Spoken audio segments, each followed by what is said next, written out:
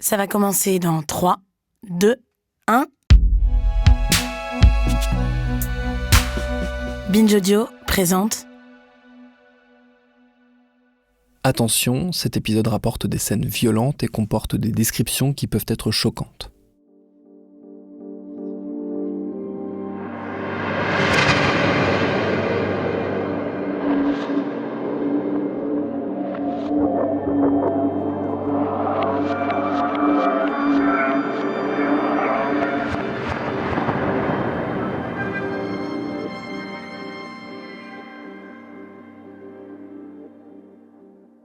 La Syrie entre dans ma vie au moment, c'est les révolutions arabes. Moi, je croyais vraiment pas qu'il allait se passer quoi que ce soit en Syrie, parce que il y avait cette dictature qui tenait le pays d'une main de fer. Et je me souviens, il y a cette une, je pense que c'était la une de Libération au moment des printemps arabes, qui sort avec les différentes photos des dictateurs, en fait des dirigeants de la région, et qui avait barré Moubarak, barré Ben Ali, et les prochains, Kadhafi, Bachar al-Assad. Mais je me dis qu'il va rien se passer, que le pays va pas se soulever. Et en fait, j'avais tort.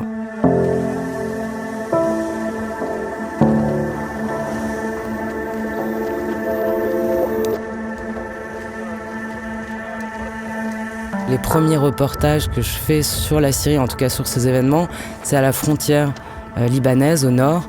On sait qu'il y a une petite ville qui commence à manifester, qui est juste à quelques kilomètres de la frontière au nord du Liban, une ville qui s'appelle Talkalak. Un poste frontière avec la Syrie au nord du Liban.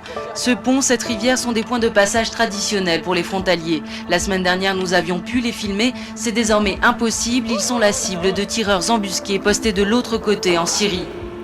Et donc je me rends à la frontière en mai 2011. Et là, je fais une série de reportages. En fait, ce qui est fou, quand je réécoute ces reportages, je me dis que tout était déjà là, en fait. En 2-3 semaines, il y a des milliers de gens qui fuient la répression, donc des milliers de Syriens qui arrivent à la frontière, qui se réfugient côté libanais. Il y a cette peur de témoigner, cette peur de raconter, donc personne ne veut être filmé face caméra. Donc il faut flouter, il faut mettre les gens en contre-jour, protéger leur identité. Il y a ces vidéos qu'on nous montre de maisons en ruine, pilonnées par l'armée. Et oui, quand je réécoute, je me dis, mais en fait, tout était déjà là, quoi. Et après, je n'ai fait que raconter la même histoire pendant des années.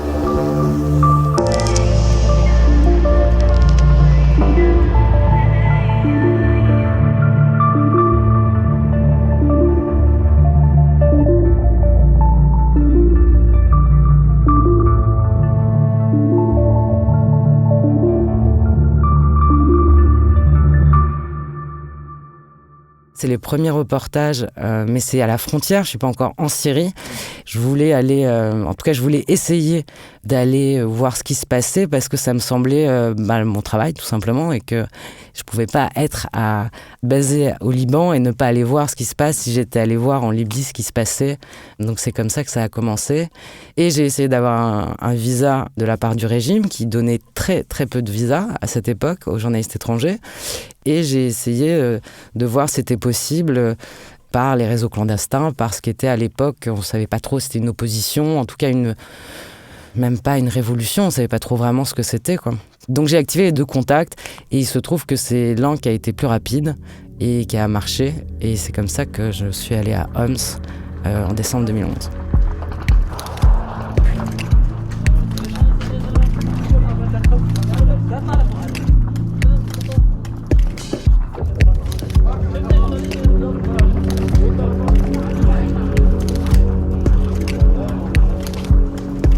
Concrètement, on passe beaucoup de temps à attendre. Souvent, on pense que justement, nous, les reporters, on a des vies trépidantes. Alors oui, il y a des moments où ça va un peu plus vite, mais il faut être très patient parce qu'on passe beaucoup de temps à attendre. Donc là, en l'occurrence, comment on fait ? En fait, je travaille avec un confrère et ami d'une radio. Donc on fait équipe là-dessus, donc on active tous les 2 nos réseaux et puis voilà, vous faites des rendez-vous, vous voyez plein de gens et puis à un moment donné, il y a quelque chose qui se déclenche. Pour entrer à Homs, qui est seulement à une trentaine de kilomètres de la frontière libanaise, on a eu plus de 24 heures, on est rentré clandestinement et on a passé des heures à l'arrière d'une camionnette, à l'arrière d'une moto, à marcher, à attendre, à passer de maison en maison, de ferme en ferme. Et puis voilà, on passe dans des mains inconnues, on fait confiance à des gens qu'on ne connaît absolument pas, donc on confie nos vies à des inconnus.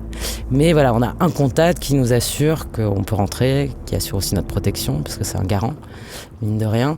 Et là, ce qu'on découvre, c'est un réseau de résistance, parce que parfois, il y a au milieu de la nuit des hommes qui sont placés sur la route avec des talkie-walkie pour qu'on puisse passer.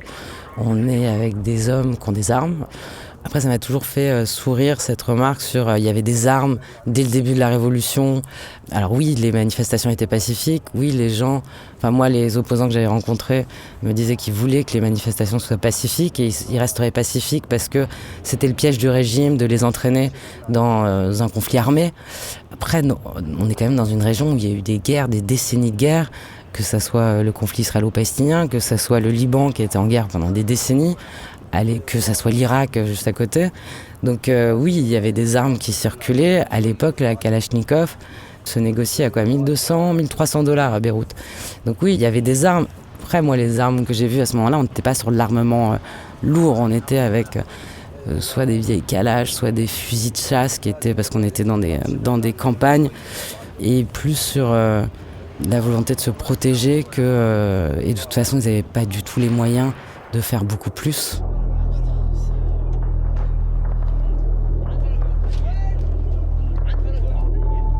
Quand on arrive à Homs, on est sur des quartiers qui sont assiégés depuis des semaines, des mois.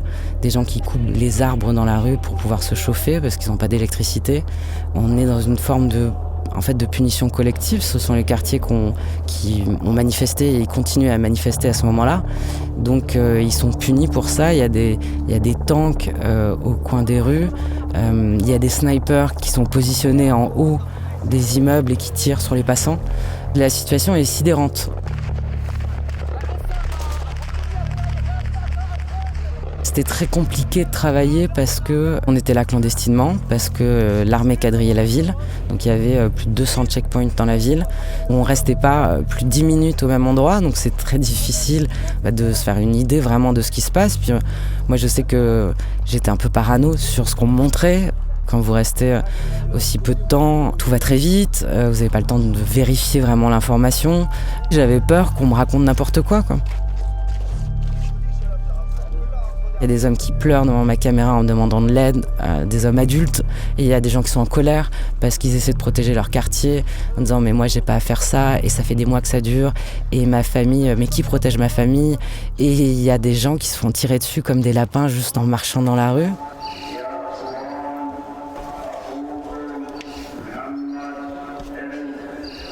Le deuxième jour, un matin, il y a un chant qui sort de la mosquée. Je me dis, mais c'est pas leur limousine, quoi, ça. Et en fait, c'était le chant des morts. Donc on a été au quatrième fois que ça retentissait dans le quartier. On arrive dans une clinique clandestine qui est en fait une sorte de garage où il y a des médecins. Et là, il y a un ado qui est couvert de sang, qui tremble. Il y a un homme par terre qui est littéralement à l'agonie. J'ai encore dans l'oreille son râle d'agonie. Et l'ado qui explique que ils sortaient de chez eux et ils se sont fait mitrailler. Il y a une voiture qui est passée qui les a mitraillés.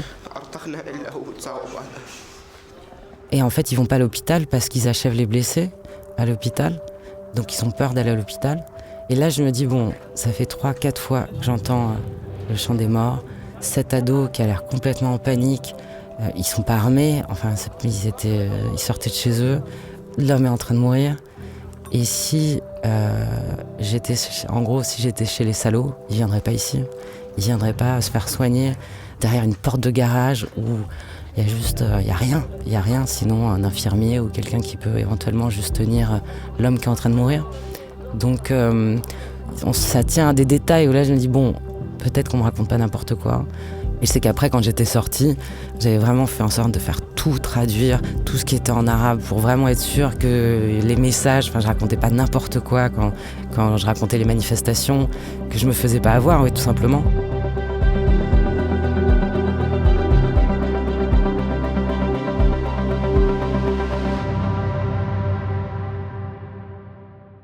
Toutes les histoires à Homs, c'était effrayant. Voilà. Juste 10 minutes à un endroit, tout était effrayant. Les gens voulaient pas être filmés et répondre face caméra. Un des rares qui a accepté et qui n'avait pas peur, c'est un jeune type qui nous a fait visiter une maison complètement détruite. Sur les murs, il y avait encore du sang. En fait, il racontait l'assaut de l'armée avec 100 militaires, des chars. Et cette maison, c'est là où, avec ses 9 potes, il a envoyé des vidéos de ce qui se passait, des manifestations. Que le sang sur les murs, c'était... ils avaient achevé un pote à lui à la roquette, à 1 mètre. Une roquette, ça s'envoie pas à 1 mètre. Que pour donner une leçon au quartier, ils avaient pris un de ses amis et ils l'avaient mis sous un tank et ils avaient écrasé son crâne sous un tank, donc dans la rue, que tout le monde voit bien ce qui se passait. Et là, lui, c'était le seul qui n'avait pas peur d'être filmé quand il me racontait ça. Et d'ailleurs, je lui ai demandé, il me disait, mais maintenant c'est fini, j'ai plus peur de rien, je suis le seul.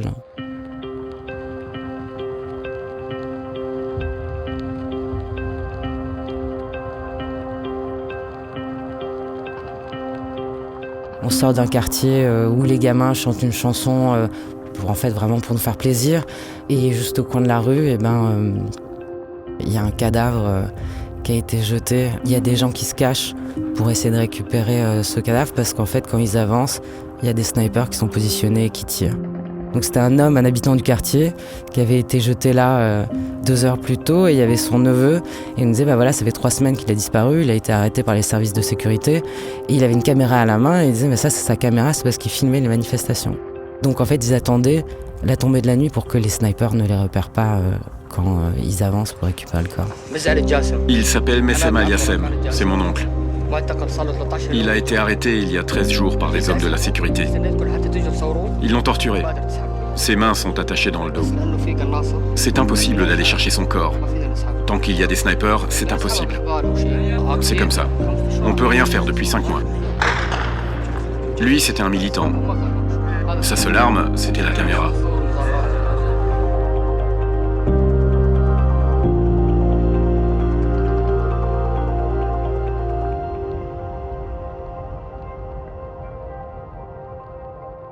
À ce moment-là, on est à un moment où il y a très peu de journalistes étrangers qui sont allés en Syrie, qui sont allés à Homs. Après, encore une fois, c'est qu'un endroit. Moi, j'avais pas prétention de dire il se passe tout ça en Syrie. C'est impossible. Moi, j'ai vu un endroit et je raconte cet endroit-là. C'est tout ce que je peux faire. J'en sais rien s'il se passe que ça en Syrie. J'en sais rien si... Mais à cet endroit-là, voilà ce que j'ai vu, voilà ce qui se passe.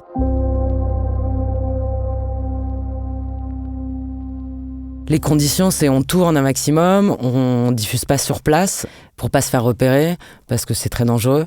Je me souviens que mon confrère radio voulait, à un moment donné, transmettre en direct, parce qu'il y avait une énorme manifestation, et qu'en fait, on a dû partir plus tôt. Et quand 2 mois plus tard, j'ai entendu la journaliste britannique Mary Colvin, qui transmettait en direct ses reportages, je me suis dit qu'elle prenait un risque énorme, parce qu'elle était repérée par le régime, et le lendemain, ils ont été tués avec le photographe français Rémi Hochlik. It's a complete and utter lie that they are only going after terrorists. There are rockets, tank shells, anti-aircraft being fired in a parallel line into the city.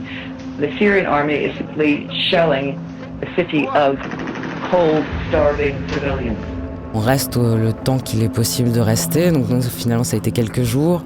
On veut rester plus longtemps, mais au bout de quelques jours, on nous dit qu'il y a une offensive de l'armée qui va avoir lieu. Ça va fermer les accès, donc il vaut mieux qu'on sorte plus tôt. On met 36 heures à sortir. Il y avait une tempête de neige pour rejoindre Beyrouth. J'ai l'impression que c'était sans fin, que c'était très très long. Comme Beyrouth, le mot tabou, c'était la Syrie. À ce moment-là, personne ne dit le mot Syrie. Moi, j'avais dit à personne que j'y allais, sauf à des personnes qui pouvaient assurer, s'il se passait quelque chose, le relais. Mais donc personne ne savait autour de moi que j'étais partie, mes amis. Donc c'est certain, quand on vous envoie des messages et qu'on vous dit on boit un verre, t'es où ? C'est un peu curieux. Parce que vous répondez pas, ou vous répondez à côté, ou il faut travailler avec des gens de confiance, par exemple sur la traduction, et des gens qui vont pas dire où vous avez été. Et après, vous passez des jours enfermés à produire, à éditer, à monter les reportages, et puis après ils sont diffusés tout simplement. On a ramassé ça. C'est une douille d'un calibre 23 et ça vient d'Iran. C'est bien la preuve que Bachar a donné l'ordre de tirer sur la population. À l'entrée du quartier, l'artillerie lourde. 2 chars montent la garde. C'est l'armée du régime, l'armée qui terrorise, l'armée qu'il faut fuir à tout prix.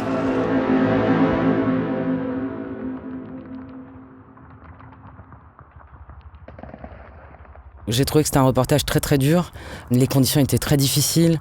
J'ai monté une version plus longue. Je pense que le rédacteur en chef, quand il avait relu mon texte, je pense que j'avais écrit 20 fois le mot terreur.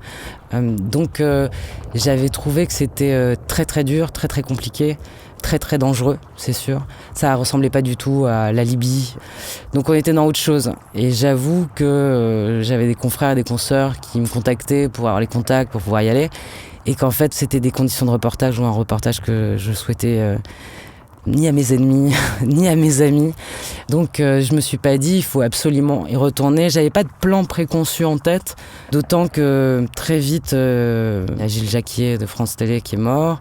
Le mois suivant, il y a Marie Colvin et Rémi Hochli qui sont morts. Il y avait Edith Bouvier, des journalistes qui ont été coincés à Homs. Et en fait, Homs a été très vite inaccessible. Et par ailleurs, tous les contacts que moi j'avais, en fait, ils sont tous morts très rapidement.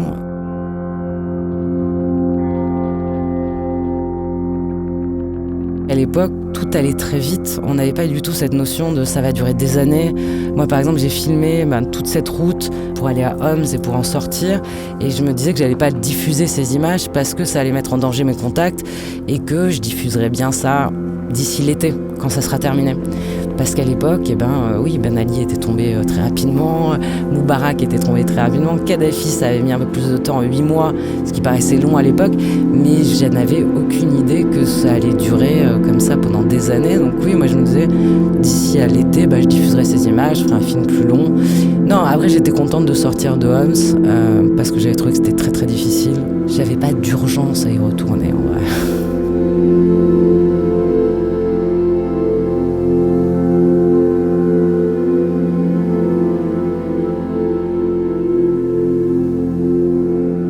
T'en as fait quoi de ces images ? Finalement, les images de cette route, la guerre n'est pas terminée, elle n'a jamais été terminée, donc ces images n'ont jamais été diffusées. Il y a beaucoup de choses que j'ai jamais diffusées parce qu'il ne fallait pas mettre en danger des contacts ou parce que les projets n'ont pas abouti. Peut-être qu'on est plus marqué d'ailleurs par les histoires ou les images. L'histoire qu'on raconte pas ou qui ne sont pas diffusées, ou les images qu'on n'a pas prises parce que c'était indigne de les prendre peut-être, ou il fallait tendre la main ou tenir la main à quelqu'un qui était en train de mourir plutôt que de le filmer.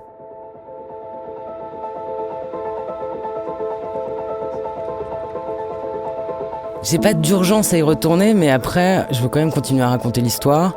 Par exemple, je retourne en Libye, même après la chute du régime de Kadhafi. Je retourne à Sirte, où j'avais passé des semaines à couvrir cette bataille, parce que je veux voir comment ceux qui ont gagné vivent avec les ennemis d'hier. Ça, c'est quelque chose qui me fascine. Je trouve que c'est très important, après les guerres, après les conflits, après les révolutions, de voir comment ça se passe. Du coup, on continue à raconter les histoires. Là, l'histoire syrienne, elle commence. À ce moment-là, on est dans une phase insurrectionnelle. En fait, il y a des manifestations.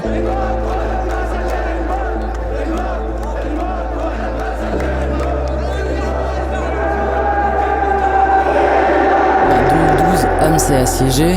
Ce qui va se passer, c'est qu'en fait, il y a une armée libre qui se constitue, il y a des gens qui désertent, il y a des civils qui prennent les armes au fil des mois. Et en juillet 2012, je suis à Beyrouth, et là, il y a cette rumeur que le régime va tomber.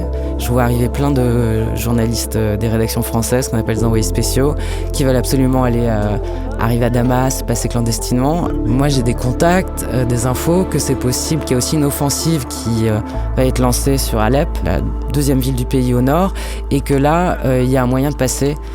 Et donc là, je suis avec une consoeur et un confrère. On part très très vite quand on a cette info-là que c'est possible de passer. On a un contact, on passe clandestinement la frontière Turquie-Syrie et pour aller donc couvrir cette offensive.